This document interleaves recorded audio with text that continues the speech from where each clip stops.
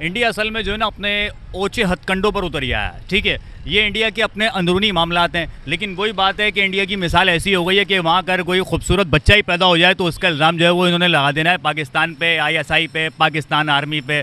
तो जनाब ये पाकिस्तान की सूरत हाल है। और दूसरा सब में बड़ा जो किरदार है ना उधर सियासत में नफरत फैलाने का, इंडिया के अंदर इंडिया की आवाम को उकसाने का, वहाँ पे माहौल बनाने का, वो इंडियन मीडिया का है।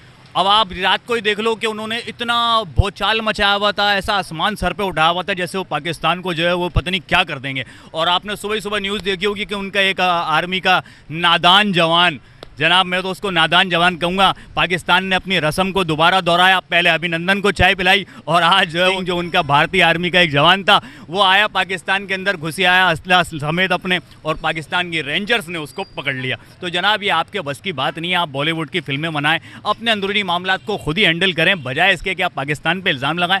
आपने उससे क्रिकेट मुतासिर कर दिया, आपने सब में पहले आपके तासुब का निशाना बना। ठीक है, क्रिकेट एक गेम है, वो किसी जो है वो मुल्क की सरहदों तक नहीं है, उसको जो है वो इंटरनेशनली लेवल पर देखना चाहिए, लोग उससे एंटरटेन होते हैं। आपने उधर तासुब का निशाना दिखाया, आप फिर जो है वो पाकिस्तान का पानी रोकने के ऊपर उतरिया है।